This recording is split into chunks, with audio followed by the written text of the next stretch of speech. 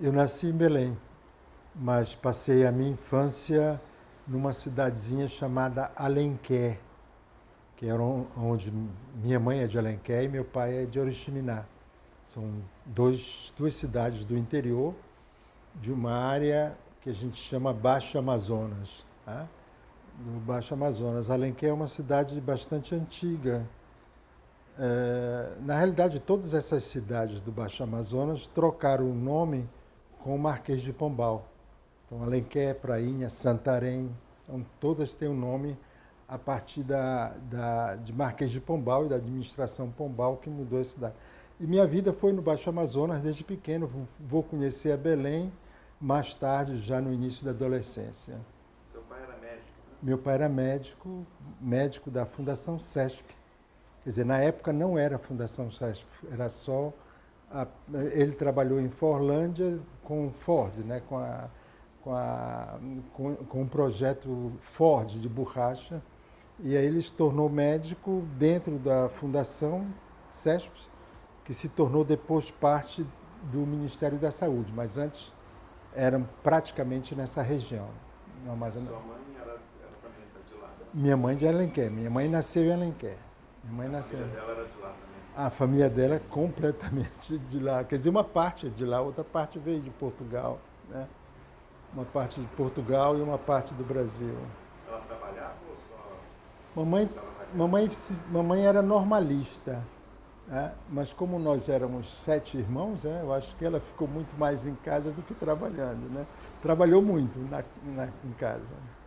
E aí você ficou em Alenquer Até 9, 10 anos por aí. Aí saiu por quê? Para estudar? Não, meu pai foi transferido para Belém. Aí ele foi do Departamento Nacional de Endemias Rurais, que tinha uma sigla na época de DENERU, que era um departamento nacional já do Ministério da Saúde. Vocês tinham família em Belém também? Sim, quer dizer, meu tio já morava em Belém, o irmão de meu pai já morava, Jonatas Atias, que depois vai ser secretário de Educação na cidade, nos anos 70. E aí você estudou em que colégio em Belém? Estudei no Colégio do Carmo, Colégio Nossa Senhora do Carmo. Porque minha mãe é de Belém, então. Você logo uma beia. Eu estudei em 2 colégios, estudei no Colégio do Carmo e estudei no Paz de Carvalho.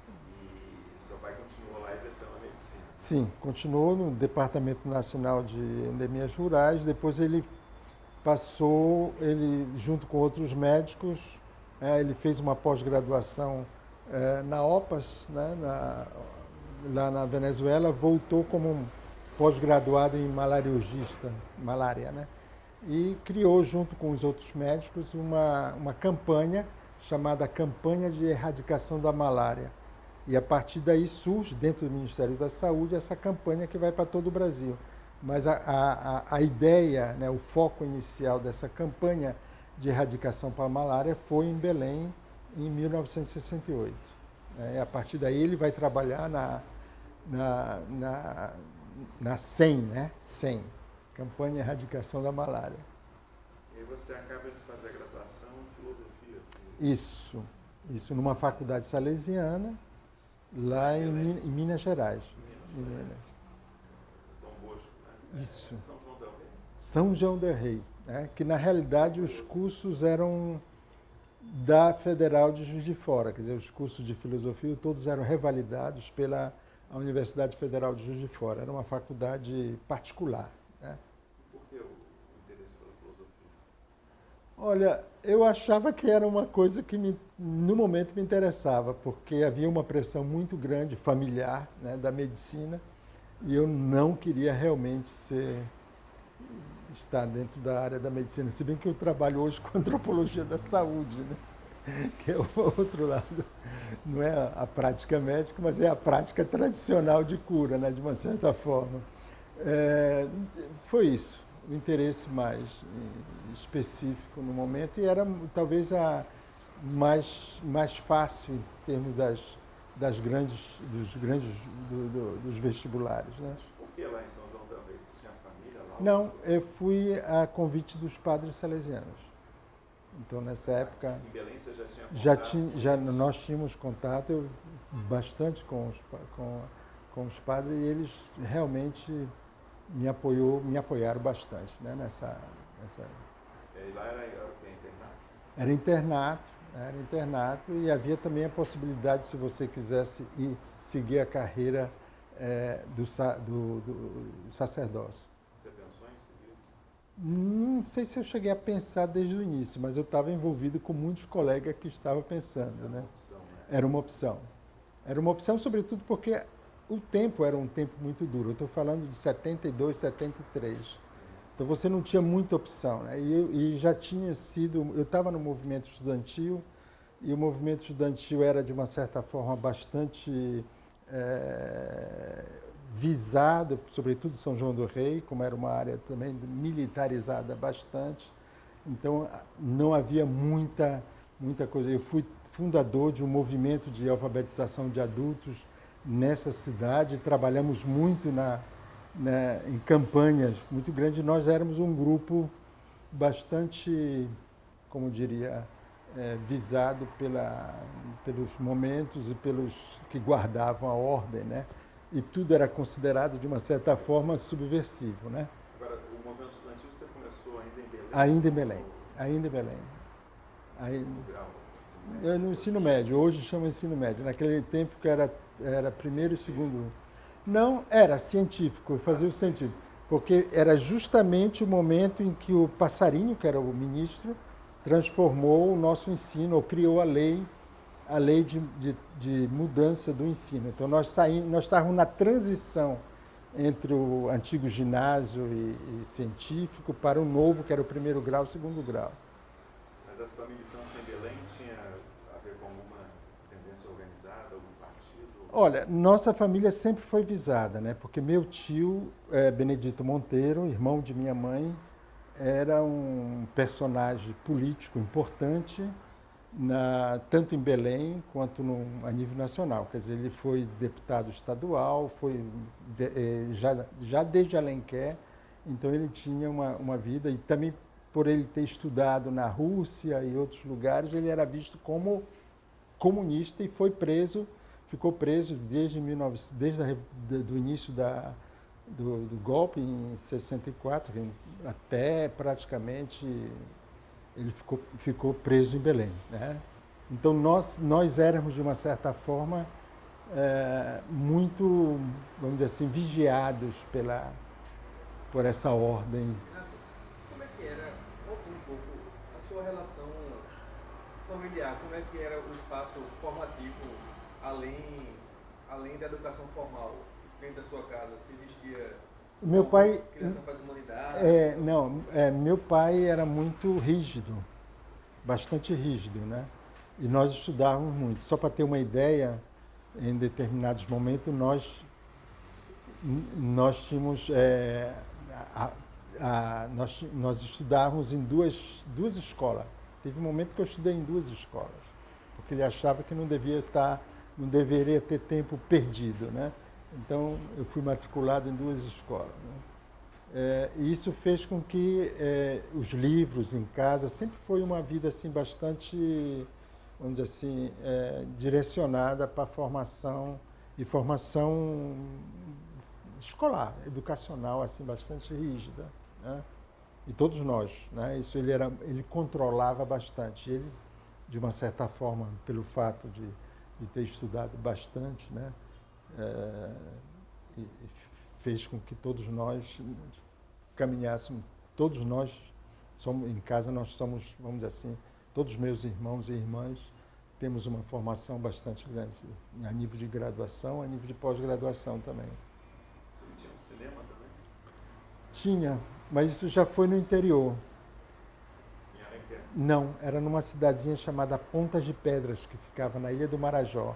Isso depois de Belém? Depois de Alenquer. Depois de Entre Alenquer, Alenquer e Belém, vocês moraram moramos em Pontas de Pedra, no Marajó? no Marajó. E ele era o único médico lá.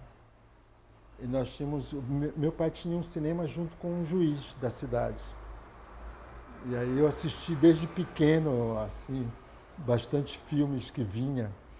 Me lembro muito bem porque os filmes vinham em caixas, né, pela maré, pelo barco, né, de Belém. Então ele ia pegar no porto, ia levar e a noite passava, sexta, sábado, domingo, na segunda-feira já ia embora. Mas era uma sala normal, com uma máquina que eu acredito, não me lembro bem da máquina, mas eu acredito que era de 16 milímetros, não era um filme. Que tipo de filme passava? Tudo. Tudo. Eu me lembro de vários. O Vento Levou, por exemplo, eu vi lá. Me lembro de algumas cenas quando eu não dormia na primeira fila, porque eu ficava na primeira fila. Devia ser o único cinema. Era o único cinema, eu acho que ia bastante. Isso. Mas depois ele saiu de Ponta de Pedra, o cinema acabou, eu não sei se continuou, o juiz também não continuou lá, que eram os amigos, né? O juiz e o médico da cidade. Sobre a tua graduação em filosofia, o que você achou do curso? Como é que foi? Olha, o curso foi bastante pesado, eu diria, e bastante, como eu posso dizer, rígido, porque estava dentro da estrutura da igreja. Então era filosofia bastante, né? E nós tínhamos aulas de manhã, de tarde, né? Eu me lembro que os padres que davam aula eram muito preparados para essa atividade. Quer dizer, todos tinham, né? E como nós estávamos, né? Eu também cheguei a estudar na faculdade, fiz o curso de psicologia, mas eu não concluí esse curso. Então era uma forma também de eu trabalhar um pouco fora da filosofia, trabalhar as questões mais relacionadas ao lidar com o outro, ao contato, e que era que eu achava que... Então, o curso basicamente era rígido no sentido de ter a estrutura de filosofia fornecida pelos padres. Era um curso muito bom. Então havia gente que estudava filosofia, que fazia parte do grupo de salesianos, né, que moravam, né, e faziam parte outras pessoas que eram da cidade que vinham fazer o curso. Era bastante rígido. E eu senti a necessidade de fazer um outro curso e fiz, não cheguei a completar, o curso de psicologia, que isso, de acordo com meu pensamento, me ajudaria a poder trabalhar mais naquele movimento que eu tinha iniciado junto com outros colegas, o movimento de alfabetização de adultos, que era em vários bairros. Fala um pouco mais sobre isso, como é que começou? Surgiu justamente com a necessidade de criar uma relação com os diversos bairros. Quer dizer, na realidade seria a constituição de um movimento social que não existia, ou que existia, ou que foi completamente suplantado pela ordem institucional. E São João del Rei era uma cidade bastante pobre, no sentido que havia uns bairros ao redor, né, do centro, um centro turístico, sempre foi uma cidade bastante turística, e bairros crescentes, né, bastante pobres, e a maioria das pessoas analfabetas, né? Então nós tínhamos um método de alfabetização que possibilitava, ao mesmo tempo, um conhecimento e uma conscientização, que era o que a gente chamava na época, da situação de dominação. Era o método Paulo Freire, era baseado no método Paulo Freire. Mas não era perigoso, né? Era bastante perigoso, mas ele foi redenominado foi dado um outro nome. Que eram os salesianos que tomavam conta de um método que ele chamava método SDB de educação, que era interessante. SDB de educação, que era um nome né? E assim era uma forma também de você, vamos dizer assim, colocar, né, o pensamento freiriano, né, a forma de educação freiriana dentro de uma outra estrutura. E nós convivíamos também com pessoas do Mobral, que foi justamente nesse ano que se criou o Mobral. Quer dizer, a partir daí nós vamos ter relações também com o Mobral. Quer dizer, depois, né, porque nós começamos e o Mobral vem logo em seguida. Antes não existia o Mobral, né? Você chegou a dar aula mesmo? Cheguei a dar aula em vários lugares junto com outros colegas da faculdade, né? Não era sozinho. Esses padres que davam aula no curso, na graduação, eles eram sobretudo brasileiros ou tinham estrangeiros? A noção de fronteira já era... Já era.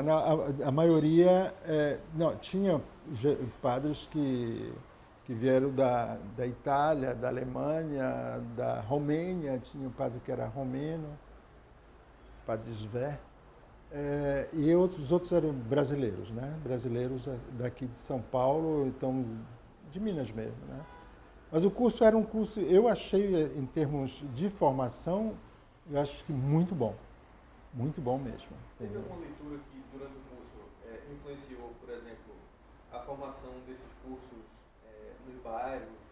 Com certeza, com certeza. Poderia falar algum? Sobretudo por exemplo, na parte de moral, que era uma disciplina, né? Havia uma discussão bastante forte, né? E a relação, né, dos atos humanos e as questões sociais, né? Que você vê também dentro da moral como disciplina. Estou falando moral como cadeira de um curso, né? Né? Mas o que me impressionou bastante muito foi na época, e do qual eu fiz alguns trabalhos, foi Kant, né? Toda a discussão sobre Kant a partir de uma ontologia a partir de Kant também, que isso me ajudou bastante a compreender outros mundos, como, por exemplo, o mundo indígena, que eu vou partir logo em seguida a trabalhar com os índios. Você fica em São João até quando? Você se forma em 76? Na realidade, eu tive que interromper em São João del Rei, justamente por aquela pressão, né, os padres achavam que eu estava muito visado, né, completamente, poderia ser a qualquer momento ser levado para um interrogatório e todo o trabalho viesse a ser...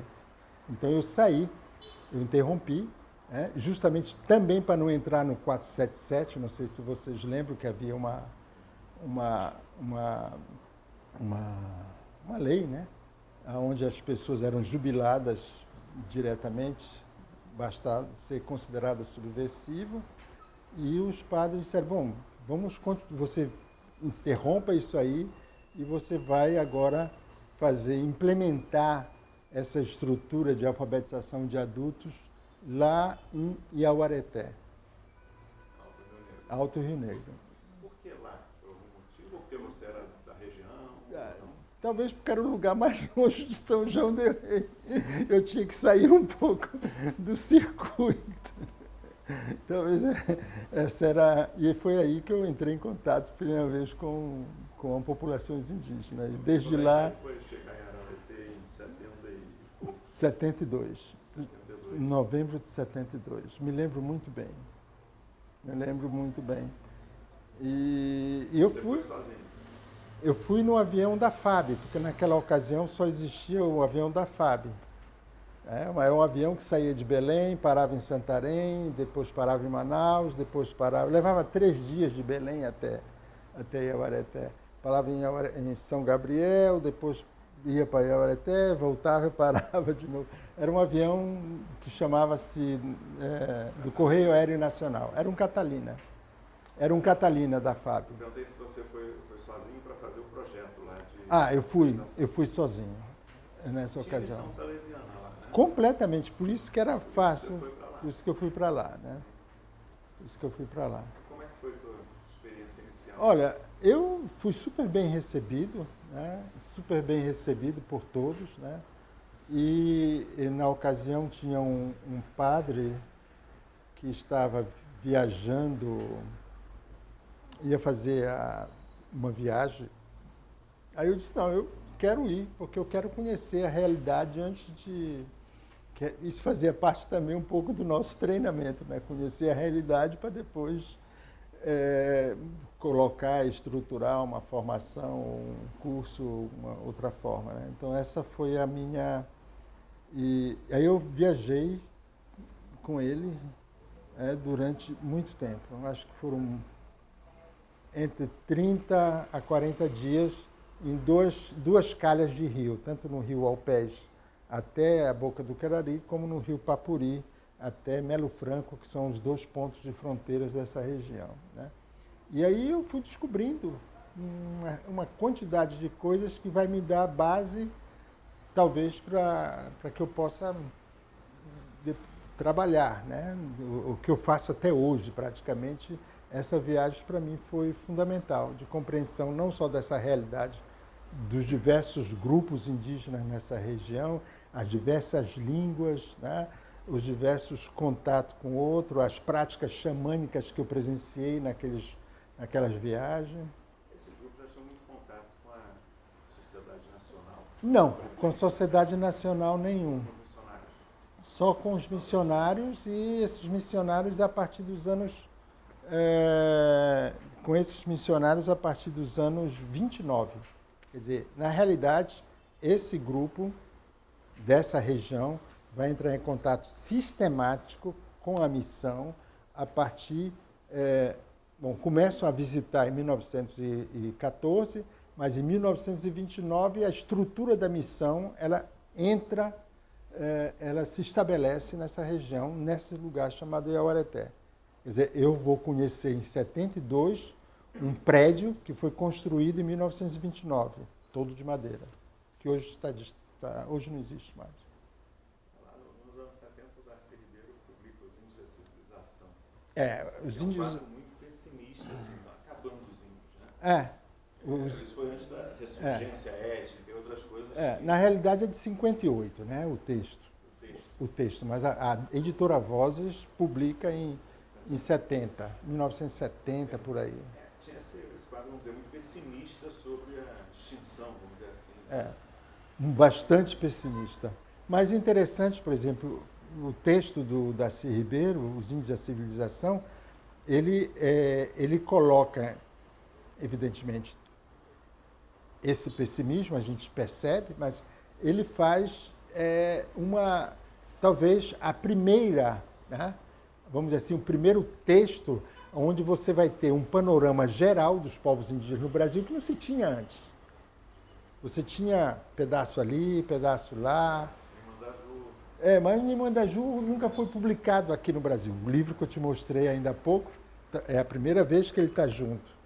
Mas Nimandaju, qual foi o texto publicado aqui? Foi publicado nos Estados Unidos, foi publicado entendeu? Mas não aqui. Em português só tem um. Aliás, o Chimbira está em inglês, o Chicuna está em inglês. O livro da Cerveira ajudou muito a mobilizar movimentos. O que eu... Como aluno participava dessas coisas. O livro do Darcy Ribeiro, né, ele traz um conjunto de informações gerais, né, e utiliza a organização desses povos, de acordo com como ele está escrito, né, ele utiliza uma classificação, se a gente pode chamar assim, uma espécie de territorialização dos índios, a partir do texto do Robert Loy e Julian Stewart, de 1949, 40 e pouco. Que é tradição evolucionista também. Exatamente. Agora, tem uma coisa que é interessante, que ele utiliza apenas as áreas, né, do que ele chama de áreas culturais, e o livro todo é uma descrição a partir dessas áreas culturais. Evidentemente, isso aí Galvão vai utilizar, depois Melati, de uma certa forma, procura colocar, como falando dos índios do Brasil, mas Darcy Ribeiro tem, vamos dizer assim, é o primeiro a despertar, a mostrar os povos indígenas. Agora, evidentemente, como você falou, né, ele coloca os índios, ele fala de remanescentes quando se refere aos índios dos estados aqui do Nordeste, que ele coloca uma área a mais, né, a área 11, se não me engano, ele coloca Nordeste do Brasil. Acabou-se, né? Secretário do Rondon, né? Tinha muita ele trabalhou no Museu do Índio. Rondon, né? O Estado tem que proteger os índios. Museu vivo, né? Mas enfim, sei lá, você vai para alfabetizar os índios em português. É isso? Adultos, índios adultos na missão. Não vai dar certo o projeto porque eu vou dizer, não, o que precisa ser feito aqui é uma educação bilíngue. Aí eu faço a proposta de educação bilíngue. O governo, na mesma época, estava falando da integração do índio, né? Com Integração certeza. era a palavra-chave. Era a palavra-chave do Ministério do Interior, exatamente. A palavra é integração. Mas aí você chegou a curso de alfabetização para adultos? Não cheguei a dar, porque eu achava que deveria trabalhar as línguas indígenas dessa região. E aí eu começo todo um trabalho. Mas os salesianos também achavam isso? Não, o salesiano achava que devia ser feito o português. Mas, de uma certa forma, a língua indígena, na área, ela era falada. Quer dizer, você não podia... o português não era tão falado como é hoje, porque hoje tem as escolas. As escolas, vamos dizer, os alunos, os meninos da escola e as meninas do internato, elas aprendiam português. Né? Eu cheguei a dar aula nesses internatos durante um período. Gerou conflito com os salesianos lá? Gerou porque a forma de... vamos dizer assim, uma corrente, uma maneira de olhar diferente. Eu tentava valorizar todos esses conhecimentos indígenas e mostrar, né, que existem, e enquanto que meus colegas na ocasião, né, estavam fazendo coisas que desvalorizar. Né? Então eu mostrava de uma certa... Agora foi muito bom, porque durante esse período eu li muito sobre a região, eu li os principais, eu li o Wallace, que estava lá na biblioteca, em português já, traduzido de 1933. Eu li muita coisa, quer dizer, eu quando saio de Euareté, eu já saio com um conhecimento bastante grande, né, daquela região, não só do ponto de vista linguístico, mas também, sobretudo, do ponto de vista etnográfico de tudo que havia sido produzido naquela ocasião. Você saiu de lá em que ano? Quanto tempo você passou? Eu passei até... Eu volto em 75, eu volto para Minas para terminar o curso, né? Em 75, e em 76 já estou em Manaus trabalhando, como chama, no Conselho Indigenista Missionário. Então, durante esse período eu estava junto com o CIMI, trabalhando com o CIMI. Sim, você foi ser secretário executivo, é isso? Eu fui o primeiro secretário executivo de Manaus, certo? Do regional que comportava Manaus, acho que era Norte 1. Por que caminho você chegou ao sim? Por que caminho? Por que caminho? Isso é interessante. Eu fiz um curso de indigenismo organizado pelo CIMI em 1974, acho que foi 74. Durante o tempo que eu estava lá na missão, estava com os salesianos, eu venho fazer um curso. Esse curso foi em Goiânia, um curso em Goiânia, e foi aí que eu conheci o Dom Tomás Balduino, que era o bispo do CIMI, Mato Grosso. E nessa ocasião... Era muito visado também pelo governo. Também. Acho que naquela época, naquela época, quer dizer, o curso foi um curso bastante legal. Quer dizer, eu acho que foi ali que eu cresci, vamos dizer assim, no conhecimento sobre os povos indígenas e em atividades que poderiam ser atividades que dariam de interesses também dos povos indígenas, né? Aí eu conheci várias pessoas que foram importantes dentro dessa, vamos dizer, da formação, que eu poderia chamar de uma formação de indigenista, que foi o padre Iase, também, que foi um padre do Instituto Antropos, que depois cria-se o CIMI, aí pronto. Aí eu começo desde 74, mesmo estando com os salesianos, trabalhando com o CIMI. Uma curiosidade pensando já à frente do tempo. Nessa época lá no Alto Rio Negro, essa primeira experiência, ser filmado, fotografado, eu fazia fotografias. Eu fazia fotografias e eu tinha uma câmera muito legal, muito boa, que era uma câmera chamada, uma Leica 3D, né? E essa câmera foi me presenteada por um salesiano chamado Casimiro Bexta. Então, nós vamos ter um diálogo bastante grande entre discussões, não só discussões etnográficas, mas sobre práticas tradicionais de cura, né? Sobre a língua tucana ou as outras línguas, porque ele era ele tinha trabalhado nessa região e tinha sido afastado pelo bispo não voltar mais nessa região. Então, ele morava em Manaus. Então, eu fiz muitas fotos nessa ocasião. Mas teve alguma formação de fotografia ou não? Nenhuma. Foi o Casimiro. O Casimiro me ensinou a fazer as fotografias, me ensinou a revelar, me ensinou a utilizar toda a parte. As fotografias desse tempo eu mesmo revelava, porque eu tinha um ampliador que eu utilizava lá no Colégio Salesiano. Aí você fica trabalhando no Cine exclusivamente durante alguns anos? No Cine eu começo em 74 eu faço o curso, em 75 volto para Minas para terminar o curso de filosofia, depois volto para Manaus em 76, aí já estou a partir de 76 dentro do Cine, trabalhando com o Cine, né?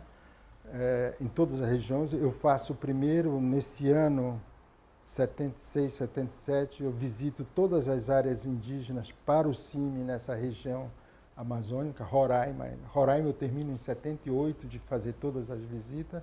Eu fiz o primeiro levantamento sociolinguístico dessa região, terminamos em 78. Né? Então visitei, por exemplo, os Parentintim, logo em seguida, que eles estavam escutando os tratores da Transamazônica chegar e na aldeia, eu conversando com eles, os barulhos dos tratores bem próximos. Eu visitei os Ticuna, toda a parte dos Ticuna, e era um levantamento... João Pacheco já estava lá?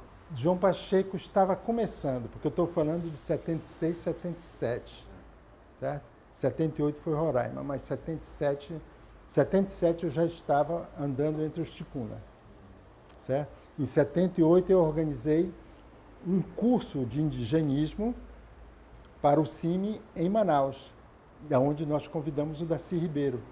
E eu fui buscar o Darcy Ribeiro no aeroporto. Tá? Logo esse ano também eu introduzi no Alto Rio Negro, porque em 78 eu passei um tempo no Rio Negro, eu introduzia a Berta Ribeiro na região do Alto Rio Negro. Tá? Isso também foi nesse ano que eu passei lá. E aí, bom, você fica no CIMI até 81, você vai fazer uma estrada na França. Isso, você está bem. Estudou bem. Como é que surgiu essa... Bom, como surgiu a ideia para a França? Eu já tinha relação com vários colegas franceses que trabalhavam. Bruce Albert, que trabalhava com Yanomami, né? Tinha colegas como Suzanne Williams, que trabalhava inglesa, que trabalhava para Oxford, da Inglaterra, do qual eu ajudo a montar o escritório em Manaus, também entre 78 e 79. O Bruce Albert já estava em campo lá. O Bruce Albert estava terminando a pesquisa de campo dele. A Alcida sempre também tem essa... A Alcida eu não conheci lá. A Alcida eu conheci em Brasília depois. Mas ela já estava... Jacques Lisot eu conheci em Paris, mas Jacques Lisot ele nunca trabalhou do lado brasileiro. Jacques Lisot trabalhou do lado venezuelano, né? E eu estive na região de Roraima, eu estive tanto na região do Amazonas como na região de Roraima, eu estive na aldeia, tanto no Demene, que é a aldeia do Davi, Copenaua, e como no Catrimânio, que era uma outra aldeia próxima, que era na estrada da Perimetral Norte. Né? Isso eu estou falando de 78, 79, quer dizer, a minha ida ao Yanomami foi basicamente 79. E tinha um movimento lá pela demarcação do... Sim, isso fomos nós que iniciamos isso com a Cláudia Andujá em 78. Campanha pela defesa do Parque Indígena Yanomami. Que vai ser o passarinho que vai assinar depois É o passarinho que vai assinar? O governo Collor, né? Sim, sabia que era o governo Collor, mas não sabia que o passarinho tinha colocado a assinatura Colegas dele. militares dele quase mataram ele, achando que ele estava segundo o bandido, né? Que tinha aquela ideia de que ia ter um território na Venezuela, no Brasil, que ia Estado exato. independente, dar passaporte, aquelas coisas. Foi passarinho que assinou. Então nós trabalhamos, quer dizer, de 76, eu vou iniciar junto com os colegas do CIMI, né, vários colegas, nós vamos iniciar um jornal que chama Porantim, que na época não era do CIMI, era um pouco fora do CIMI, junto com outros grupos de apoio à causa indígena em 78. Renato, existiam outras missões de outras ordens. Sim. Os franciscanos tinham missão com o Amando Bauman, o prelado de Santarém, influenciou um pouco algumas missões franciscanas.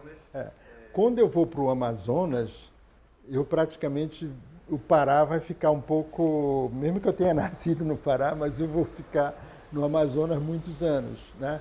E aí eu conheço as missões do Amazonas, e menos a missão. Conheço agora a missão lá com os índios Tirió, porque eu estou trabalhando no acervo fotográfico aqui da província, né?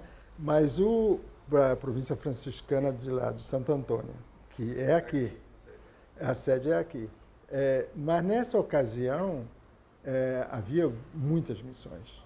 Tanto é que a FUNAI, não, ela fez em 76, não em 78, mas a FUNAI organizou o primeiro encontro FUNAI Missões, do qual eu participei ali um pouco do lado, falando da missão salesiana, mas não diretamente. Então foi um encontro que foi realizado. E é interessante porque a partir daí, esse encontro FUNAI Missões é que vai dar a tônica da orientação da FUNAI para a presença de missionários estrangeiros nas áreas indígenas. Então havia muita, né, porque havia também toda uma discussão de expulsão do Brasil não só dos antropólogos. Nessa ocasião nós vamos ter 3 antropólogos completamente visados para serem expulsos do Brasil. Um era Kennedy Taylor, que trabalhava com Sanumã, lá com Alcida Ramos. O outro era o David Price, que trabalhava com os índios Nambiquara, na BR-364. E o outro era Peter Civilwood Coop, que trabalhava no Rio Negro, exatamente na região onde trabalhava. Nós nos conhecemos, nessa ocasião, nós conhecemos lá. Quando eu conheci Peter, então esses eram os antropólogos que foram expulsos do Brasil, né, durante esse período. Quer dizer, eu acho que ainda existe muita coisa para a gente poder falar desse momento histórico, né, da relação do Estado com antropólogos, por exemplo, né? E aí, missionários estrangeiros. A ideia de expulsar todos esses missionários, etc., vem desse encontro FUNAI Missões. Mas você está falando da França, né? A ida para a França. Sim. O caminho. O caminho foi Bruce Albert, com o qual a gente conversava muito. Depois nesse mesmo ano eu conheço uma outra colega chamada Dominique Bouchilet, que vai trabalhar na região do Rio Negro, e eu venho conversando com ela, e eu vou para Nanterre, justamente onde esses colegas já vinham, quer dizer, eles eram de Nanterre, da Universidade de Paris 10, né? 81 você vai? Eu chego em 81 para fazer o mestrado e o doutorado. Você já tinha ido à França? Não, primeira vez. Primeira vez. Nunca tinha. Fica lá até... Eu fico lá até 85, mais ou menos, 85, 86 direto. Eu venho, em 83, eu venho aqui ao Brasil para fazer uma pesquisa rápida com um amigo meu na língua Nheengatu, também na região do Rio Negro, né? E volto junto com ele para lá. Quer dizer, eu nunca me desvinculei durante todos esses anos, tá, dessa região, desde que eu cheguei lá em 72, né? Daqui a pouco, no dia 22 de julho, eu estou indo para lá novamente, né? Então, todos os anos eu voltei à região do Alto Rio Negro, né? E tenho trabalhado em diversas situações no Alto Rio Negro, né? Em diversas áreas, né? Atualmente eu estou trabalhando num curso de licenciatura intercultural com os Baniwa e Curipaco, na fronteira com o Brasil e a Colômbia. E a tua experiência lá com a antropologia francesa? Etnologia, né? Que eles preferiam falar, Etnologia. francesa, né? Eu acho que foi uma época bastante rica, né? Eu acho que hoje é completamente diferente, né? Porque aqueles anos de 81, 82, 83, 84, 85, 86, né? Foram anos assim onde a etnologia francesa, vamos dizer assim, estava assim, eu diria, bem no auge, em termos não só de ponta, em termos de discussão, mas também de ação, de uma ação mais de política em relação aos povos indígenas, não só no Brasil, mas também na África, porque a África, né, a gente vai ver, muitos franceses, antropólogos, tiveram a África como um local importante. Quer dizer, nós discutimos, meus colegas que trabalhavam na África, nós discutimos questões relacionadas às formas de organização e social e parentesco vinculadas, né? Eu falando do Alto Rio Negro e ele falando da África, e nós discutindo alguns pontos interessantes. Então isso era muito legal. E Nanterre, o nosso departamento, que se chamava, na ocasião, se chamava Departamento de Etnologia e Sociologia Comparativa, né? Era um departamento que tinha uma abertura muito grande, né, para, vamos dizer assim, para outras áreas. Então, nós podíamos sair de lá e assistir um seminário, participar de um seminário junto com Claude Lévi-Strauss, por exemplo. Muitos de nós. Eu assisti vários seminários do Claude Lévi-Strauss na época que ele dava aula, porque ele vai acabar em 82. Ele era um bom palestrante, professor. Com certeza. A gente vê isso a partir de suas obras, né? Então ele tem... Mas ao vivo, falando... Ao vivo. Também. Ao vivo, né? Eu acho que e ele colocava...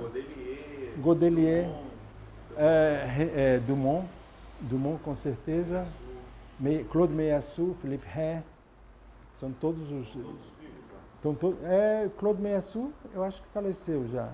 Não, na época. Na época estavam todos vivos. Atuantes, né? Mas havia também outro grupo, como do Robert Jolan, Pierre Clastre. Então todas essas... Vai morrer nessa época. Mas você chegou a ter aula mais com quem? Eu era do grupo de Nanterre. Eu fazia parte a minha formação é de Nanterre. Mas quando havia um ou outro seminário que nos interessava, eu fui no seminário de Jolan, fui no seminário de Godelier, fui em vários seminários assim que a gente olha, tal, vai ter isso, vai ser esse tempo. Então a gente saía de Nanterre ou ia para outro lugar, a gente se encontrava lá. Porque eram seminários públicos, não era uma coisa fechada. Morava onde lá? Eu morei na Cité Universitaire. Morei em duas cidades universitárias. Uma na cidade universitária na residência universitária de Nanterre e também na Casa do Brasil em Boulevard Jourdan, lá na Cité Universitaire. E eu acho que uma época bastante interessante. Toda vez que eu me lembro, eu vejo que tem coisas que a gente fez. Durante esse período, por exemplo, nós tínhamos um Comitê Internacional de Defesa da Amazônia, chamava-se SIDA, a doença, entre aspas, SIDA. SIDA com C. Com C, exatamente. Mas nós tínhamos as reuniões do SIDA em diferentes locais, publicavam. A SIDA, a AIDS também estava na época, né? Exatamente. Olha, 83 ou 4. Não, mas o nome ainda não era tão famoso como o nosso comitê. O nosso comitê SIDA era mais famoso. Sabiam quem que era direito? Teste gay, não, era... Mas o tema, você vai estudar lá eu trabalho no mestrado, eu trabalho um tema junto com Patrick Manger e com um outro professor que para mim foi muito importante, que foi Julian Pitt Rivers. Não sei se você já leu alguma coisa. Orientador. Ele é meu orientador. Julian Pitt Rivers, e eu trabalhei a noção da identidade étnica na antropologia brasileira. Então, para mim foi importante entender, né, como é que se desenvolve na antropologia brasileira essa ideia de identidade étnica, né? Aí tem um livro, né, que saiu um livro, que hoje esse livro talvez seja um livro mais baixado lá da academia.edu. Se você olhar a quantidade de gente já baixou o livro inteirinho, né? Que sai e é Qual é o título dele? a noção da identidade étnica na antropologia brasileira. Essa foi a dissertação de mestrado. Você fez uma especialização. Eu fiz uma especialização que na época a gente chamava que era em etnologia geral. Essa especialização não era aquele fazendo ciclo que chamavam, não? Era parte do Troisième Cycle. Muita gente fez o fazendo ciclo e aqui era reconhecido como doutorado. No Brasil na época, né? Hoje parou. Na realidade, eu estava no doutorado do Troisième Cycle, mas houve uma mudança. Aí eu passei para o que eles chamaram depois o novo doutorado, né? Nouveau doutorat. Né? Então, para fazer o Troisième Cycle, precisava fazer esse DEA, né? Diploma de Estudos Aprofundados, né? Que a gente traduz aqui no Brasil como especialização. Entendeu? Mas eu tenho uma outra especialização na Inglaterra, em antropologia visual, que eu faço depois. Quer dizer, em filme, né? Aí eu trabalho... Então, você ficou na França até quando? Eu fiquei na França até final de 85, início de 86. Eu já estou aqui no Recife, eu venho para Recife em 86. E aí você já tinha contato com Oxfam? Eu venho contratado, eu me candidatei para esse trabalho estando na França. Aí eu venho para cá. Uma chamada? Era uma chamada. Precisava de um emprego? Não é que eu precisava de um emprego, é que a mãe dos meus filhos, na ocasião, morava aqui. Então, precisava estar um pouquinho perto. Então, voltando um pouco à esfera familiar, você casou quando? Com a mãe dos meus filhos em 85. Lá na França? Não, aqui Casou mesmo. aqui mesmo? Veio fazer pesquisa de campo aqui? Quer dizer, a gente, na realidade, o casamento formal vai ser em 88, mas a gente ficou. Ela esteve comigo lá, depois voltamos para cá. Nós estamos juntos. Nós começamos a estar em 85. Mas ela era do meio acadêmico? Não, ela trabalhava como secretária na época. E aí vocês têm um filho logo? Temos 4 filhos. Aliás, o meu primeiro filho é de 86. Certo? E o dela, que eu chamo também de meu filho, é um pouco antes. E aí você tem que voltar para assumir as responsabilidades parentais. Exatamente. Então Conjugais. Mas aí eu deixei a tese em suspenso, né? Entendi. Mas e no Oxfam, como é que foi? Você foi... Aí eu comecei aqui como aliás, o escritório daqui, do Recife, da Oxfam, era um escritório que lidava com projetos principalmente na região do Nordeste. A partir do ano seguinte, 87, 88, os escritórios que havia um em Brasília e outro aqui vão se fundir. Então todos vão ser aqui. Eu faço toda a parte de oficial de projetos, visito os projetos, faço os relatórios, tomo contato, organizo, para recomendar a um grant, para recomendar uma verba ou não. Né? Qual era o foco nessa época aqui? O foco era principalmente trabalhos de comunidade. Quer dizer, trabalhos que eu chamaria trabalho de comunidade. Tem um texto que eu escrevi no livro organizado pelo Antônio Carlos Souza Lima, que eu faço toda essa trajetória de projetos da Oxfam, que eu coloco de uma forma muito mais sistemática, muito mais analítica, os diversos, vamos dizer assim, projetos da Oxfam. Na realidade, eu dou uma forma de programa a uma coisa que era muito mais relacionada à base. E quando se junta os dois escritórios, né, os projetos da Amazônia vêm também para cá, para o Recife. Certo? Então nós começamos a fazer parte de uma rede maior de projetos relacionados. Aí na parte da Amazônia, evidentemente, muitos grupos indígenas recebiam doações da Oxfam para um trabalho específico, seja como ajuda legal, ajuda jurídica, apoio jurídico, ou projetos de desenvolvimento no Mato Grosso, de agricultura. Tem uma série de ações que a gente, na ocasião, nós chamamos de ações que levavam a uma sustentabilidade dessas comunidades, né? E aí eu trabalho na Oxfam até 1993. E aí você volta para fazer o doutorado? Aí eu volto para fazer o doutorado, para terminar. Eu já levei pronto praticamente. Entendi. Aí eu levei pronto. E aí você fica quanto tempo na França na segunda? São alguns meses, né? Porque eu faço o depósito, volto para cá para trabalhar e defendo em 95. 95. Volta para trabalhar, mas ainda na Oxfam? Não, aí eu montei uma estrutura que chama, uma empresa que chama Zarabatana Produções, Editorações e Produções e Assessoria de Comunicação, que é uma empresa limitada, onde eu começo a prover serviços a organizações não governamentais relacionadas à comunicação. Então, isso aí a gente começa e isso Mas aí vai... você saiu da Oxfam? Sim, eu saí da... Saiu... Eu já tinha terminado o contrato, se eu quisesse continuar, eu teria que ir para outro país. E aí eu não estava interessado em ir para outro país. Na Zarabatana você fazia... Zarabatana eram projetos de comunicação. A gente fazia... A ideia era possibilitar a organização não governamental a entender a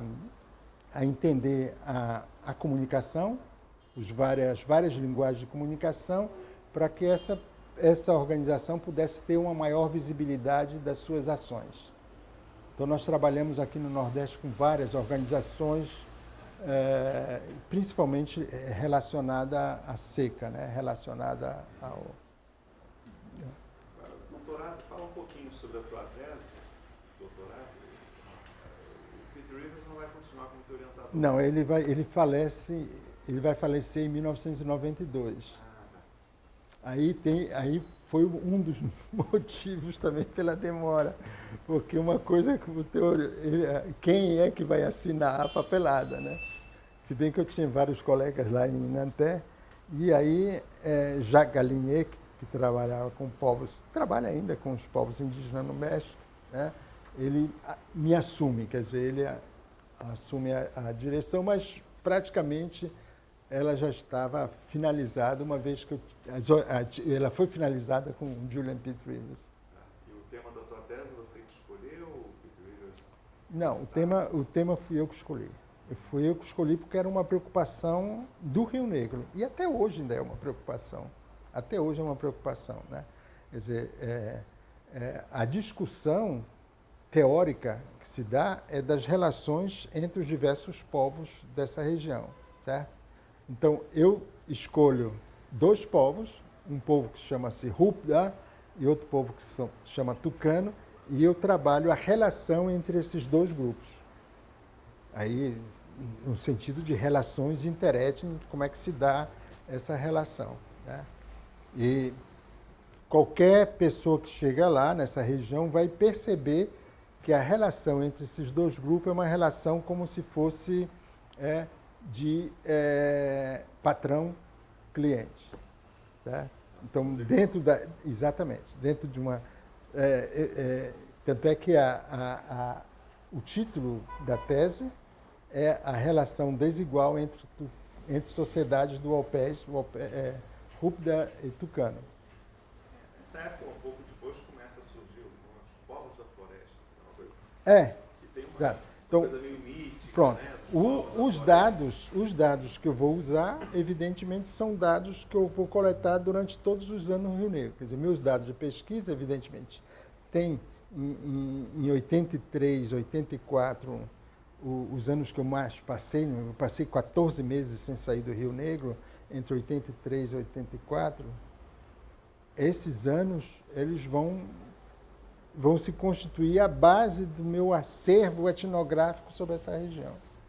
Quer dizer, as observações etnográficas, elas vêm de 84, certo? E, evidentemente, quando eu vou escrever em 93. Mas vou escrever também, né? Eu vou utilizar dados também de 94, porque eu volto nessa região em 94. Quer dizer, eu nunca vou deixar de... Eu acho que eu não passei um ano sequer sem voltar nessa região. Você já estava filmando também? Estava. Quando é que você começou a filmar? Em 92 eu fiz em 97 é o ano que eu filmo mais nessa região. Mas antes? Você faz Antes, fotografia. Em 95 você vai para a Inglaterra, né? 95 é o ano universitário, que começa em setembro de 95 a, vamos dizer assim, maio de 96, eu passo na Inglaterra. E aí eu estou é um curso de especialização chamava-se Filme e Desenvolvimento, o título, né? Mas eu tenho uma formação, vamos dizer assim, mais técnica. O que eu não tive antes, eu vou ter nesse curso. Mas aí você já estava, vamos dizer, conscientemente interessado em antropologia visual? Já estava. Quando é que começou a interessar em antropologia visual? O que você lembra dos primeiros? Olha, eu não sei se eu posso lembrar exatamente o momento que eu vou dizer antropologia visual, né, ou antropologia da imagem, né? Mas já quando eu estou na missão 73, 74, eu já estou organizando fotografias, né? Então já estou mexendo com fotografias e o ensaio fotográfico que eu fiz agora 3 anos atrás sobre os Rupda são fotografias de 73, Mas imagem 74. Movimento. Imagem em movimento, eu comecei a... Tua câmera Leica, mas Não. qual foi a câmera? Eu comecei a mexer em 91, 92, 93, 94. Sua primeira câmera foi qual? A minha primeira câmera foi... Tem um de audiovisual e documentário. Questões técnicas, isso não pergunta. Por que você não perguntou? Tá bom. A minha primeira câmera, eu acho que eu ainda não tenho ela aqui porque ela foi roubada. Foi uma câmera Super VHS. Não era VHS e não era... Ela foi uma câmera Super VHS que eu achava, assim, na época, muito legal. Essa foi uma Super VHS, né? Depois eu passo para uma Raid, ainda analógica, né? Mas a VHS você aprendeu sozinho a usar ou teve algum... Não, sozinho. Isso foi antes de ir para a Inglaterra? Antes de ir para a Inglaterra. Eu estou falando 91, 92, 93. Essa época você tinha algum contato com umas pessoas que lidavam com antropologia? Exatamente. Eu tinha, nessa época, eu tinha uma empresa de produção de filmes. A Zarabatana. Ah, tá. Produzia filmes também? Nós produzimos filmes. E eu produzi outros e fiz outros. Né? Então tem, por exemplo, sobre a seca, eu tenho até um prêmio. Eu tenho um prêmio em festivais. O Festival de 94 do Maranhão, eu recebi uma premiação. Por exemplo, o Festival do Filme Etnográfico no Brasil? Não, o filme etnográfico é um pouco... Ele vem depois. O que nós tínhamos nessa época, que é no final dos anos 80, início dos anos 90, do qual a gente já fazia parte, é que nós chamávamos a ABVP, Associação Brasileira do Vídeo Popular. Certo? Então, nós tínhamos aqui no Recife, e eu venho trabalhar com eles também, a TV Viva, a TV Etapas, não sei se você conheceu, não? A TV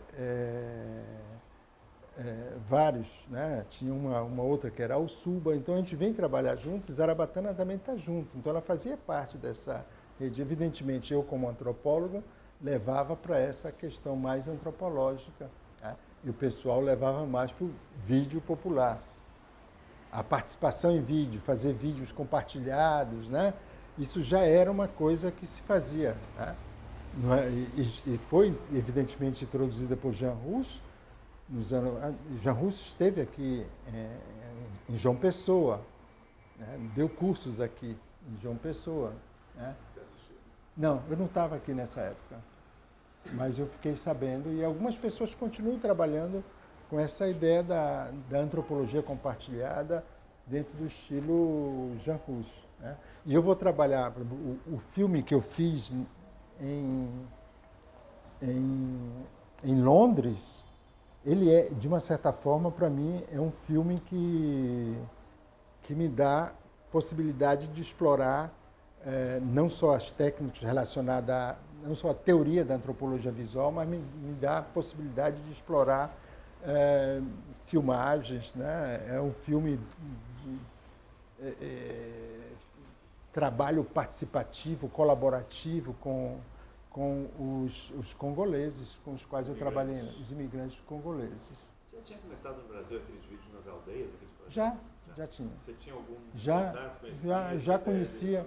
E eu conhecia através da Oxfam, porque a Oxfam, um dos projetos nossos aqui do Recife era apoiar vídeo nas aldeias. E esse projeto foi avaliado por mim na ocasião que era... Mas em que momento na tua trajetória, identidade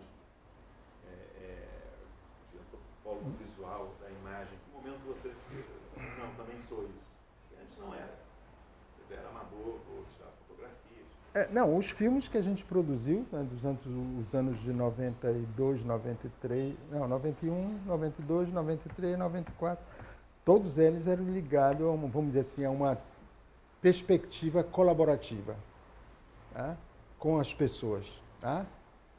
Dentro de um processo colaborativo com as pessoas que vão fazer. Eram filmes, né, que são colaborativos.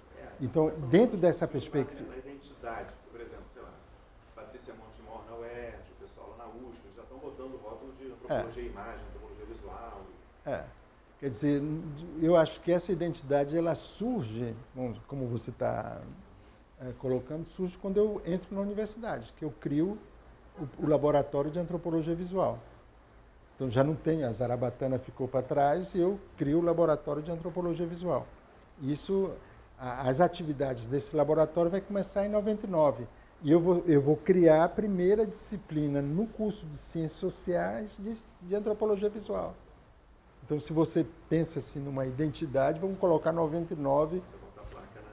que eu coloco a placa, né, como antropologia visual. Mas se você olhar o texto que eu escrevi em 95, para mim é um texto, lamentavelmente, eu nunca traduzi para o português, mas foi publicado em inglês e está publicado em inglês. Eu faço depois uma revisita a esse texto e coloco ele em inglês. Texto para esse curso de especialização?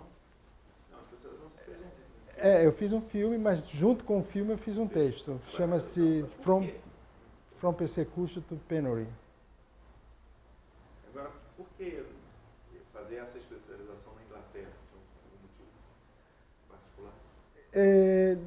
Por que a Inglaterra? Né? Eu tinha escutado, na época, tá? Através da Oxfam, que é uma organização britânica, que a Inglaterra tinha possibilidades de bolsas e trabalho nessa área. Aí eu já tinha saído da Oxfam. Então eu me candidatei para essa bolsa, que era nesse curso. Então coincidiu que era de interesse pessoal e interesse também de ter essa bolsa. E aí, ao voltar, você já entra na universidade? Aí eu voltar e já entro na universidade. Não como contratado, porque eu entro como bolsista ainda. A minha vida de bolsista é grande, viu? Isso em 96. 96, eu estou como bolsista na universidade, bolsista do CNPq na universidade. Certo? E Mas aí você passa a ser professor efetivo? Eu passo a ser professor efetivo em 2000. E o laboratório lá de antropologia visual? Começa em 99. Ainda bolsista? Ainda bolsista, ainda dentro do curso. Ainda dentro do curso, quer dizer, ainda dentro do departamento, eu estou trabalhando como bolsista e estou trabalhando dentro dessa linha. Também tem um grupo de estudos e pesquisa sobre etnicidade. Isso. São as duas coisas, etnicidade e imagem, né? Isso, exatamente. Você trabalha. É. O núcleo de estudo e pesquisa sobre etnicidade, ele começa em 96, né? Começa, vamos dizer assim, o grupo vai se formando em 96, né? Eu ainda como bolsista do CNPq, e naquela época tinha porque nós estávamos num período Fernando Henrique, os concursos foram congelados durante muitos anos. Tá? Então eu não podia fazer concurso, e o concurso que eu fiz, né, só fui chamado muito tempo depois. Então mas eu estou lá no departamento como bolsista e trabalhando, né, na formação, vamos dizer assim, né, tanto do laboratório de antropologia visual, quanto agrupando as pessoas que trabalhavam, que já havia trabalhos anteriores, né, com a etnicidade, relações étnicas. Então, NEP. A sua vinda para o Brasil, me parece que ela teve uma trajetória entre um ponto profissional extra-academia, por assim dizer, mas sempre conectado às suas temáticas de pesquisa. Exato. Mas, de alguma forma, como é que você, aqui no Recife, quando você vem parar num campo, que é um campo, sobretudo, extra-academia, como é que foi esse processo de inserção dentro do campo universitário, até chegar na universidade, até se tornar bolsista? Como é que foi, duas perguntas, como é que foi a sua inserção, e a segunda, como é que era você vindo de uma universidade, ter feito o doutorado na França, ter tido essa experiência mais global? Como é que foi chegar aqui e lidar com outra realidade de política acadêmica? De volta à província. De volta à província. Pode ser, mas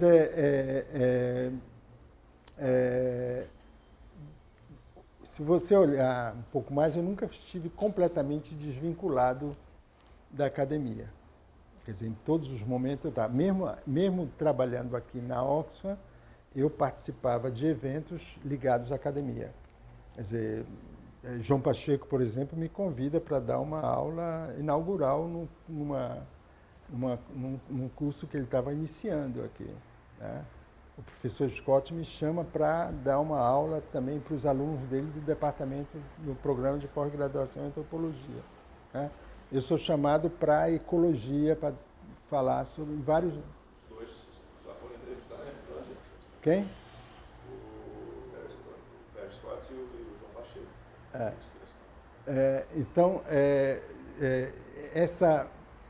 eu não posso dizer que eu nunca estive desvinculado, vamos dizer assim, da academia. Quando eu vou para a França, eu já vou para ficar dentro de um processo, uma relação bastante, eu diria,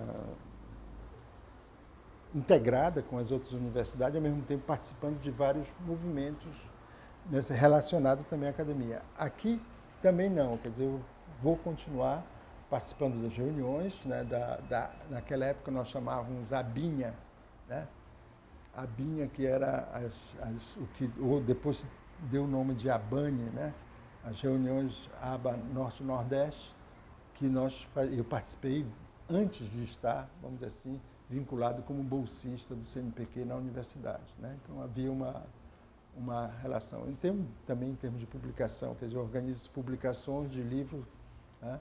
2 publicações que eu organizei aqui dentro da Oxfam, que elas são completamente acadêmicas, mas evidentemente foram patrocinadas e financiadas pela Oxfam, mas a organização parte, né, uma sobre a questão de gênero, né, relacionada aqui no Nordeste, a outra sobre a situação do Rio São Francisco, e aquela publicação sei lá, eu acho que era 87, se não me engano, né? Ela, de uma certa forma, ela é atual no momento que ela coloca os problemas sobre a região do Rio São Francisco e os projetos que nós trabalhávamos lá, né, de dar uma chacoalhada assim, numa discussão mais acadêmica, mais sociedade civil e academia. Quer dizer, que esse era o papel um pouco desse projeto que nós desenvolvemos na calha do Rio São Francisco. Quer dizer, de uma certa forma, vamos dizer assim, relacionados a academia, né?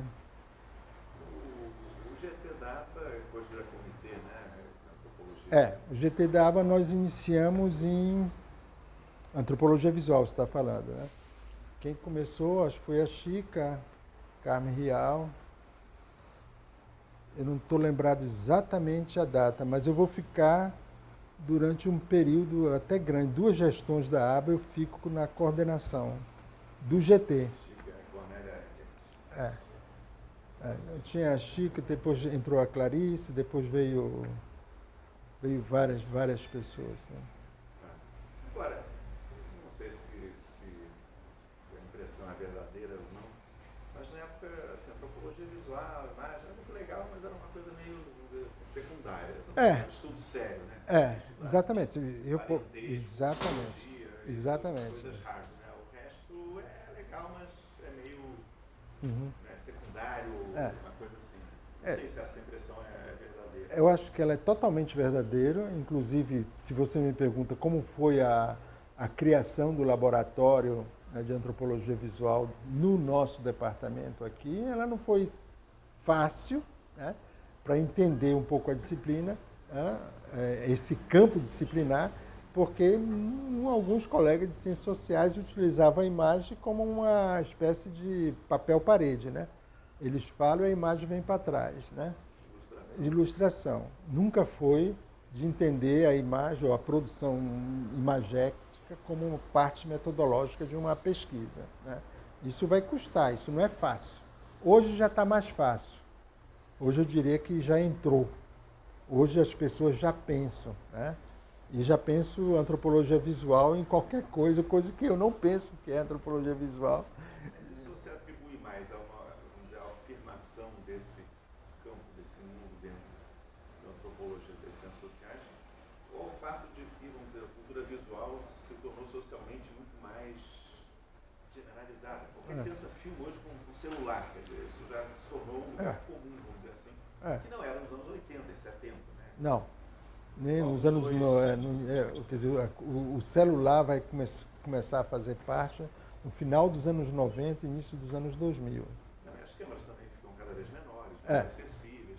Mas você tem um celular que é um celular grande que não tem... Você não filmava com celular. Sim. Você vai esperar pelo menos 5 ou 6 anos para você poder filmar com celular. Mas você tem razão em dizer que esse tempo agora, vamos dizer assim, possibilitou uma compreensão maior da imagem e da relação da imagem com a antropologia ou com uma antropologia, né, relacionada a um determinado grupo social, né? Isso está claro que isso possibilitou uma compreensão. Quer dizer, hoje, inclusive por questões, vou dizer, tecnológicas, né? Por exemplo, a primeira videoteca que nós montamos lá aqui no Cefiche, no nosso laboratório, era uma videoteca em VHS. Que fim levou? Está lá. Está lá em VHS. Está lá em VHS. Cada vez dá menos para ver, inclusive, né? É tão difícil. Não, hoje em dia não tem, eu não tenho aqui em casa VHS. Para lhe dizer a verdade, meu filho tem no computador dele CD. Mas no meu computador não tem mais CD. Um DVD. Então, você imagina a nossa videoteca com um acervo fabuloso, tá? E um acervo que eu trago de Zarabatana, eu trouxe para o laboratório, né? Em vários, não só em VHS, mas em Umatic. Mas esse problema foi geral lá na UERJ também, o pessoal tinha um monte de fitas VHS.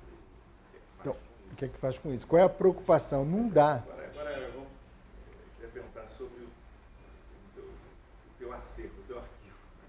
Você começa a filmar em VHS. Isso. Né?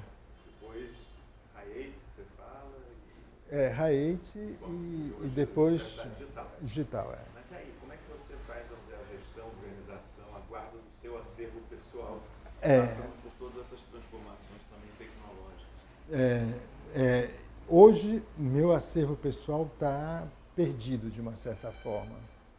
Perdido fisicamente ou Fisicamente. Foi roubado. foi roubado da minha casa, que estava todo em HD externos, e o HD externo foi levado. Evidentemente, não tudo, alguma parte eu tenho, outras partes estão online. Quando foi isso? 2014. Foi triste. E foi tudo original, você não tinha backup disso? Não, os backups que eu tinha estão em alguns lugares, né? Eu tinha o backup lá no laboratório. Não de tudo. Eu perdi coisas.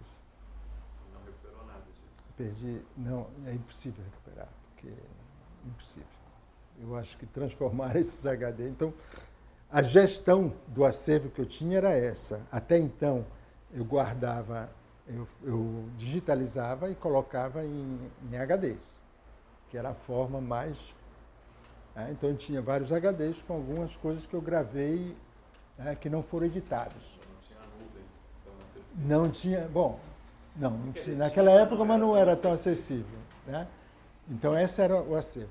Então, grande parte do acervo... o acervo VHS, Super VHS, está todo lá no laboratório. Ele está guardado lá, classificado. Eu tive uma aluna em 2014 que fez um TCC sobre esse acervo. Então, o TCC dela foi sobre o acervo do laboratório e a classificação e a organização desse acervo. É um TCC. Tá? Então, de uma certa forma, tem uma ordem, tem uma classificação e tem uma compreensão geral dos temas que estão colocados aí. Então, ele está organizado. Um acervo, por exemplo, que eu lamento muito, que eu estava em processo de organizar, por exemplo, o filme que eu fiz, a minha primeira etnoficção, que foi feita sobre o mito Baniwa, o mito da criação da noite, né? Eu só tenho as cópias, os originais eu não tenho mais. Porque foi nesse HD. E nesse universo hoje no Brasil que lida com antropologia da imagem, visual, você mantém contato mais com quem? Eu acho que eu mantenho com quase todos os grupos que... Aqui no Pará nós temos uma relação muito grande com o laboratório de lá. Nós organizamos todos os anos um evento que chama-se Antropologia Visual Amazônica. Em Manaus, com os colegas que trabalham em antropologia visual, eu tenho uma relação bastante legal. A gente sempre está se trocando e a gente sempre participa junto. Em Alagoas também, com o pessoal. Na Bahia não tenho muito, mas conheço algumas pessoas. Minas, bastante, com o pessoal do Fórum Doc e outras pessoas que trabalham, com outros colegas que trabalham. No Rio de Janeiro. O fato também de organizar... A Clarice, o Marcos agora, que é colega, eu fui da tese dele, trabalhou aqui, Marcos Alexandre. E o grupo da UERJ, né? É o grupo da UERJ. O Marco Antônio, evidentemente. Ele também tem um pouco a trajetória parecida comigo, porque ele trabalhou com o Spirahan. E a antropologia visual, vamos dizer, vem depois, de uma certa forma. Né? Tem O pessoal de São Paulo, do LISA? Do LISA, todos do LISA, né? Todos do LISA são colegas, Florianópolis também. Quer dizer, de uma certa forma... De uma certa forma, eu tenho contato com todos eles. E o fato de organizar todos os anos o Festival do Filme Etnográfico aqui em Recife, que também é um acervo imenso que nós temos do festival. E esse acervo fica no laboratório? Esse acervo fica também no laboratório do Antropologia Visual. O encontro com essa rede, ele se dá basicamente através da ABA? ABA. Através da ABA ou das reuniões que nós temos, né? Ou através dos festivais. Né? Essa ABA Norte-Nordeste ainda existe? A ABA Norte-Nordeste nunca existiu como instituição, mas o evento sim. O evento, né? Sim. O evento existe e ano passado, o último foi em Fortaleza. E aqui, o filme etnográfico, o Festival do Filme Etnográfico aqui em Pernambuco? Então, começou em 2009, fui eu que comecei esse festival. Isso tinha a ver com o festival que a Patrícia Montemor organizou? Não. Mas são coisas distintas, mas evidentemente eu converso com a Patrícia que eu queria entender o formato que que ela tinha lá para montar o nosso formato. O nosso formato aqui não é igual, certo? Mas é um Festival Internacional do Filme Etnográfico do Recife, chama FIFER. E A tá, Vendo Verdade também é outra... é outra, como chama, outra estrutura de festival. Mas o FIFER é junto com o festival, tem uma mostra competitiva e tem várias mostras paralelas, junto com oficinas e debates sobre o filme etnográfico. Então Isso acontece todo ano? esse ano não vai acontecer. Financiamento? Questão de financiamento. Não, mas você conhece o Funcultura, né? Conheço, né? Você não é do Funcultura, não? Não, sou não. Eu pensei. Pois então, nós temos projetos. O Funcultura não gravou? Não, o Funcultura, esse ano não, porque nós não apresentamos. Sempre tem que desaprovam, mas não tem dinheiro. Então. Não, mas nós estamos numa fase interessante agora, que nesses 10 anos, nós estamos repensando o formato. Então, a partir do ano que vem. Não conseguiu mais fazer o filme etnográfico. Quem? Patrícia Montemor não conseguiu fazer mais financiamento. Foi uma época ruim, né, de financiamento. Mas o nosso formato aqui não era igual ao da Patrícia. Eu já participei da Patrícia, eu sei como é que é. Agora, Renato, sobre essa experiência do vídeo nas aldeias, os nativos também participarem da filmagem, ou assumirem, ou dialogarem com isso, como é que você vê esse deslocamento, movimento, sei lá, como é que eu tenho um texto sobre isso, que é um texto que provoca uma discussão nesse sentido, né? O que nós chamaríamos de cinema indígena, né? E o que seria um filme sobre os índios, né? Eu acho que tem uma distinção, quer dizer, eu quando defino o cinema indígena, eu defino duas coisas, dois elementos importantes para pensar num cinema indígena. A temática do filme tem que ser completamente indígena e tem que ser trabalhada pelos próprios índios, certo? O que é que você tem em outros casos? Você tem uma temática que é introduzida, uma temática que vem de fora, que é de interesse também, né? Por exemplo, a situação dos suicídios com os índios do Alto Rio Negro, eu vou lá e faço um filme, certo? Eu vou lá, mesmo que é uma temática cujo interesse maior, evidentemente, é o outro lado, quer dizer, né? Enquanto que uma temática indígena, por exemplo, o filme que eu considero, né? Tem um filme, aquele filme do Carlos Fausto com as mulheres, hipermulheres. Você vai perceber essa temática da hipermulheres, que ela é uma temática um pouco mais desenvolvida e que é desenvolvida principalmente entre as mulheres indígenas. E elas levam isso para uma câmara. A gente poderia chamar esse de um filme, vamos dizer assim, indígena. Mas aí existe algum espaço para o cineasta antropólogo não índio? Existe. Não só o lugar, por exemplo, a produção, a organização da narrativa, né?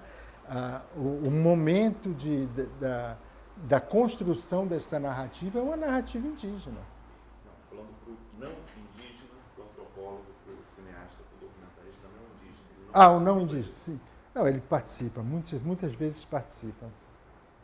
Ou participa de apoio, ou participa com a Câmara, ou participa com outra, mas a narrativa é uma narrativa indígena. Ou os índios participam também com Câmara. De lei que eu tenho. Não existe o risco também dele ser excluído disso, como não tendo, vamos dizer, o que falar sobre isso. Então, o seu lugar de fala não é este. Quem pode falar sobre isso somos nós. Quem pode produzir somos nós. Quer dizer, aí você separa um outro mundo à parte. Você rompe, vamos dizer assim, a interação. E esse discurso, lugar da fala, você não pode falar, porque você é índio, você é branco, você é professor. Não, eu acho que ele não, vamos dizer que ele não estaria nesse lugar. Né? Vamos pensar, por exemplo, o último que eu fiz lá com os Baniwa, né? Nós passamos 2 semanas discutindo a ideia. Né? A ideia surge dessas discussões, a organização da narrativa do filme, quer dizer, as várias sequências, elas vão ser construídas pelos próprios índios. Tá? Quem vai filmar? Eu estou com uma câmera, mas tenho 2 outras pessoas dos índios que estão com outra câmera. Então nós temos 3 câmeras filmando. Certo? Mas toda a história e toda a narrativa, tá? Ela é desenvolvida pelos próprios índios. Certo? Então meu papel ali está de seguir, né? Eu como não indígena, de eu seguir ou de entender essa interpretação, essa narrativa e acompanhá-los e dotá-los talvez de maior possibilidade. Então a edição fui eu que fiz, já fiz aqui, não fiz lá, quer dizer, terminei a edição aqui, mas toda a sequência foi feita lá. Certo? E foi feita com eles, foi filmada, nós utilizamos 3 câmeras. O filme Procurando Sono, ele é mais ou menos isso. Eu só tenho uma câmera, a câmera que eu seguro essa câmera. A câmera é minha. Mas toda a narrativa e o figurino foi indígena. Figurino. E é o quê? Eu chamo isso de uma etnoficção, porque é um mito transformado negociado, porque esse mito tem 18 versões. Então, das 18 versões vai sair uma versão entre 2 grupos indígenas, os Curipaco e os Baniwa, vão se juntar e vão dizer, é essa versão que a gente quer filmar e tem que começar assim, o figurino vai ser esse. Entendeu? Isso eu acho que é um cinema indígena. Agora, na aba, além da antropologia visual, você assumiu também a Secretaria-Geral, né? Isso. 2014. Isso. Quem era o presidente? Era Carme Real. Sim. Era Carme Real. Foi um ano bastante difícil, né? Porque nesses anos a gente teve primeiro a diminuição dos recursos, né? Que a gente vai ter uma diminuição dos recursos, né? Nós vamos estar com a FUNAI criando... Não tem Natal nós vamos estar com a FUNAI criminalizando os antropólogos e criando toda uma imagem sobre o antropólogo que falseia os laudos. Então nós vamos ter antropólogos, né, que vão virar, né, notícias de imprensa, casos, né? Então foi um ano assim bastante difícil em termos da aba, em termos de possibilitar eu diria, olhar a atuação, o fazer antropológico, né? Não só desvinculado, que não era só com a questão indígena, né? Dizer que nem que esses antropólogos não falseiam dados para que isso como era o nome da matéria da Veja? Não sei se essa matéria da Veja vai pautar vários outros jornais. Então, por isso que eu acho que foi um ano bastante difícil. Para além das reuniões que demandam um grande esforço, tem também as coisas cotidianas, Brasília, exatamente. Terra indígena, quilombola. Quilombola, assim, né? E aí depois aí vai ser a CPI, logo vai culminar com a CPI Incra-FUNAI, que vai ter uma CPI que vai virar em 2 tempos, primeiro tempo e segundo tempo, que passa inclusive para a gestão, para outra gestão, que não foi a gestão da Carme Real. E, Renato, você continua mantendo contato com a França, né? Você faz Continuo. Pós-doutorados, passa temporadas lá. Passo. Como é que é esse? Teve algum projeto? Teve. Não, eu não participei de CAPES Café Cup. Nós participamos de um projeto com museus, que é um projeto que foi meu projeto pós-doutorado e que ampliou-se e hoje faz parte de uma área de pesquisa dentro de um projeto maior do CNRS. Quer dizer, nós aqui fazemos parte de uma equipe maior do CNRS que discutimos museus e políticas de reconhecimento. Agora, em que momento o museu entrou também na tua trajetória como algo? Eu acho que na época que eu estava trabalhando com cine, em Manaus. Ou isso não é reconstrução mítica, não? Não, porque nessa ocasião nós já tínhamos uma discussão sobre os objetos indígenas que estavam no museu que se chama Museu do Índio, em Manaus. E nós, junto com alguns índios, né, fomos reivindicar que eles tirassem... Uma machadinha craô lá do Museu Nacional. Também. Não, mas que as irmãs retirassem da exposição 2 flautas que são consideradas ritualísticas, flautas importantes, e que mulheres não podiam ver essas flautas. Não conseguimos naquela ocasião, mas nós estamos conseguindo. Então, a partir daí, eu tenho trabalhado com coleções etnográficas dentro da área indígena do Rio Negro. Então, meu projeto de pesquisa maior são objetos etnográficos que estão espalhados no mundo. Então, eu já visitei o museu em Madrid, o Museu Etnográfico de Madrid, o Museu Etnográfico dos Estados Unidos, dos 2 grandes de Washington, o Smithsonian, o Museu de Gotemburgo, o Museu da Viena, né, o Museu do Quai Branly e o Museu de Toulouse. Então, eu tenho hoje, né, um maior conhecimento de onde se encontram nesses museus os objetos que são dessa região do Alto Rio Negro. Você acha que eles deveriam devolver tudo? Não, eu acho muito difícil, mas nós estamos fazendo coisa bem mais interessante. Forte, né? Tem. Eu acho que é uma questão muito... Inclusive, meu último texto sobre isso, eu escrevo sobre essa repatriação. Só que eu não estou chamando de repatriação, mas eu sou pela repatriação virtual dos objetos.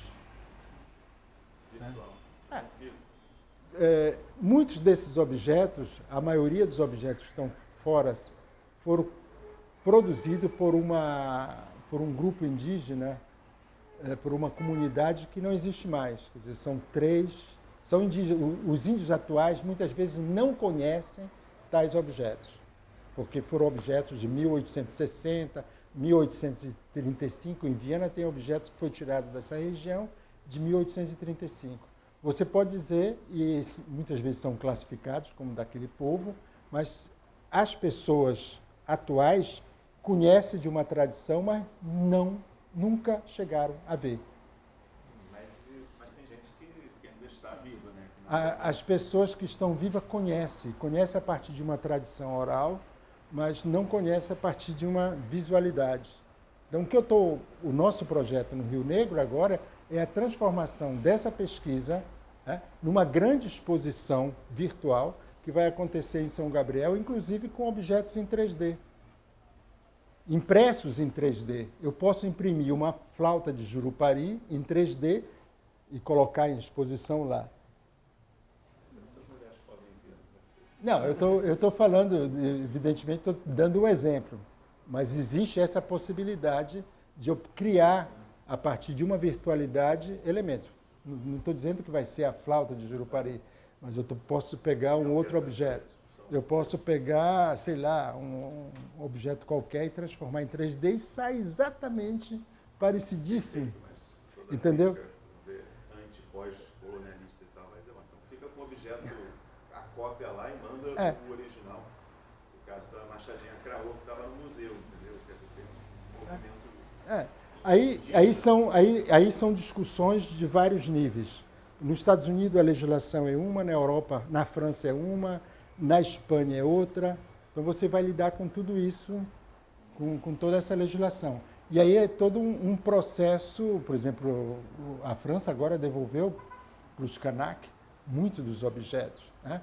Tem 9 milhões de objetos que estão sendo devolvidos nos Estados Unidos para os povos indígenas dos Estados Unidos. Estão sendo devolvidos, mas toda uma legislação. Isso não terminou, ainda está em processo de... Nós aqui sequer temos uma legislação. Cara, você foi coordenador lá de museu de restauro da Fundação Joaquim Nabuco, né? Isso. 2 anos? Foi 2 anos lá. E aí o que você... Lá nós trabalhamos, na ocasião, nós trabalhamos uma discussão de uma requalificação do museu, da nova exposição. Foi um processo, eu terminei justamente entregando o meu relatório da comissão de requalificação foi a última coisa. Então, isso foi um exemplo. Outra foi dar uma continuidade às práticas relacionadas não só ao museu, mas outras atividades dessa coordenação, né? Porque essa coordenação não tinha só o Museu do Nordeste, mas também trabalhava com outros espaços museológicos, como Engenho Maçangana, outros de dar uma requalificação nesse espaço.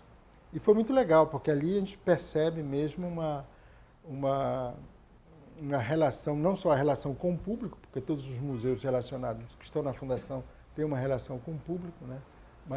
Mas a partir daí, eu acho que nós começamos a trabalhar mais com o Fórum Pernambucano de Museus, né? A discussão do museu. Eu já tinha o curso de museologia, eu participei da comissão que criou o curso de museologia na Federal, e até hoje eu dou aula no curso de museologia, faço parte dessa bacharelado, né? Então tenho, né? Não parei, quer dizer, continuo não só produzindo esses filmes, né, principalmente etnoficções, mas produzindo exposições. Eu estou terminando uma exposição que vai para Florianópolis agora. Ano passado montei uma outra exposição de fotografias com as fotos de Curte Nemanja da Ju, né, que eu acho que tem muita coisa a explorar ainda com as fotografias de Nemanja da Ju. E aí eu faço essa próxima exposição, uma exposição que vai mostrar a sensibilidade etnográfica de Nemanja da Ju, 12 fotos, né? São 12 fotos que estão aqui na coleção etnográfica do Museu do Estado, né? E do qual eu trabalhei com outras pessoas para possibilitar que elas sejam restauradas, porque a coleção, as fotografias que estão aqui não tem negativo, né? Então você tem que trabalhar a partir da... Como é que você enxerga... Hoje tem um campo da antropologia que se fala antropologia pública, né? Que é essa atuação do antropólogo dentro de um campo, mais vasto, não acadêmico. Né? Então, tem história pública, antropologia pública. Antropologia pública. Então, em que medida hoje, você olhando para a sua trajetória, você enxerga a sua atuação? Como é que você se define enquanto profissional, pensando nessa amplitude de campos? Assim? Eu acho que, se você perceber, né, essa trajetória, eu acho que ela sempre esteve pública. Eu consideraria dentro desse campo que você está chamando de público, certo? Em todo o que nós chamaríamos de algum tempo atrás, hoje em dia não se chamaria mais, hoje tem uma outra definição, uma outra percepção do que seria essa antropologia aplicada, né? Eu prefiro chamar de uma antropologia política mais do que uma antropologia, né? Eu acho que o campo, eu estou no campo de uma antropologia política, tá? De uma antropologia política, mesmo lidando com museus, com imagem, com coisa, as questões são questões relacionadas não só àquele grupo específico, mas fazer com que esse grupo específico, indígena, né, possa ser bem representado, né, para a sociedade em geral. Quer dizer, então, ao mesmo tempo que na semana passada eu estava fazendo um discurso na frente da Câmara Municipal, aliás, não, foi na Assembleia do Estado, né, sobre os Pancararu, né? Eu estou também com os Pancararu organizando um curso lá com os Pancararu sobre epidemiologia intercultural. O que seria epidemiologia intercultural? Né? De entender a questão da saúde com a coisa. Né? Então, ela tem uma relação com a coisa. Né? Em termos da prática, né? As práticas, se você olhar todas essa trajetória, né? Ela pode ser vista através, evidentemente, de uma etnologia, né? De uma etnologia num campo disciplinar, que seria o campo da etnologia indígena, com algumas relações relacionadas a práticas tradicionais de cura, ao xamanismo, à imagem, aos objetos ritualísticos que estão em museus, né? Que são essas questões aí que se poderia olhar assim num globo, mais globalmente. Introduzir na trajetória foi esse da saúde, a antropologia da saúde, né? que momento ele surge como tema seu de pesquisa? Ele surge aqui no Pernambuco quando eu vou trabalhar com os pancararu. Na realidade, sempre esteve presente, porque quando eu trabalho com os Rupda no Alto Rio Negro, eu trabalho práticas tradicionais de cura. Evidentemente, tem a ver com o corpo. Então, todos os textos produzidos a partir dessa prática tradicional de cura relacionada aos Rupda, ela está relacionada, vamos dizer, em última, relacionada à saúde. Mesmo que os Rupda não tenham nenhuma palavra para dizer saúde, entendeu? Mas está relacionado. Quando eu trabalho com os pancararu aqui, isso me coloca muito mais presente, muito mais forte, a relação desses grupos indígenas com os serviços de saúde, certo? Então, esses serviços de saúde, então a organização desses serviços de saúde na área indígena vai tomar, de uma certa forma, grande parte do meu trabalho com os pancararu, onde eu estou produzindo subsídios para que esses serviços de saúde possam ser culturalmente adequados àquela comunidade. Então, eu participo na introdução do distrito, na organização, na formação dos agentes indígenas de saúde, em cursos para técnicos de enfermagem, em cursos como indicadores de saúde para a área indígena, né, que são cursos que eu tento colocar e mostrar para os índios, né, como eles poderiam se aproveitar de determinados entendimentos, o que são os indicadores e quais são os indicadores de saúde para os pancararu. Esses aqui são os indicadores que a Organização Mundial de Saúde considera importantes, né? Os pancararu consideram esse, qual seria colocar em evidência do que eu estou chamando em relação à saúde de epidemiologia intercultural. Mas tem uma pergunta que eu sempre faço no final, que começou com uma curiosidade, mas foi interessante, depois já tem 90 pessoas. Se você tiver que destacar assim, um livro, pode ser um filme também, um livro que te marcou assim, a leitura ao longo da tua trajetória, que foi, o que te vem à mente? Qualquer livro. O que eu gostei muito de ler, e que de vez em quando eu volto para ler, é um livro que chama-se Sistemas Políticos da Alta Birmânia, Leach. Edmundo Leach. Por que os sistemas políticos da Alta Birmânia? Porque tem muito a ver, quando eu vejo situações etnográficas parecidas a situações etnográficas com que eu vivo continuamente no Rio Negro. E eu acho que esse livro... Inclusive da desigualdade. São...